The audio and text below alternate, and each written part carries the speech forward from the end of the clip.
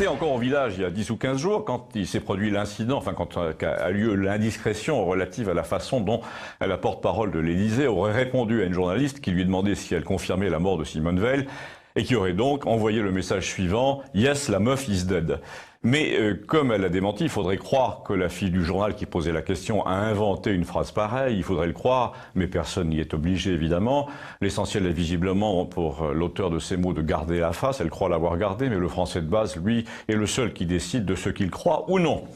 Donc quand cette polémique a éclaté, nous regardions, mes amis et moi-même, les informations sur la télé du bar avec l'instituteur qui m'a dit que le problème n'était même pas de savoir si elle l'avait bien dit ou non, mais de savoir si elle aurait pu le dire.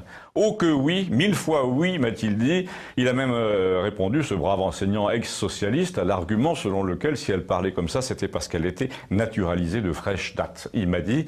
Elle a trouvé sa nationalité dans un paquet de bonus. Aujourd'hui, on dirait qu'elle a gratté un ticket à la caisse pour devenir française, un peu comme on tire sa nationalité américaine à la loterie une fois par an. Il faisait allusion là à la carte verte. Ah bon, ai-je dit, mais la presse a prétendu que si on l'a critiquée, c'était parce qu'elle était noire. Tu es donc d'accord avec ça ?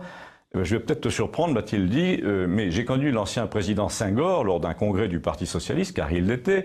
Il était sénégalais aussi, je te le rappelle, et j'ai même été invité à son discours de réception à l'Académie. Et il considérait, lui, le français comme un humanisme. Il parlait de sa négritude dans un français de grammairien. Alors que ce qu'on peut dire, c'est que cette fille fait exactement le contraire. Elle considère le français comme un paillasson, et je vais te dire pourquoi. C'est leur fameuse intégration, là, qui n'a pas fonctionné du tout. Tous ces jeunes de la diversité, que ce soit à l'école ou dans la rue, se ruent sur l'anglais et sur le verlan. Sa phrase à cette fille comporte les deux, je te le signale.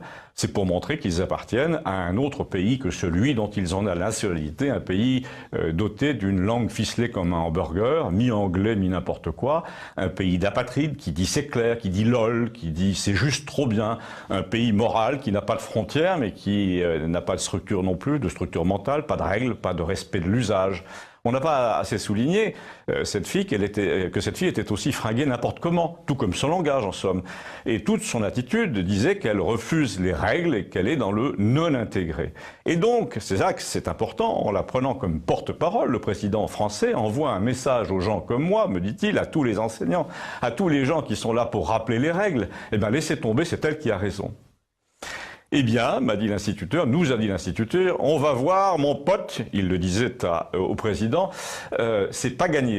Et il a fait un geste en direction de la télé, du bar, où on voyait justement le profil aigu d'Emmanuel Macron, un geste trivial naturellement, et nous nous sommes regardés à plusieurs en songeant que nous vivions décidément une époque pleine de surprises, parce qu'il y a 20 ans, aucun instituteur socialiste n'aurait parlé comme ça d'un président socialiste. Confirmez-le moi, merci.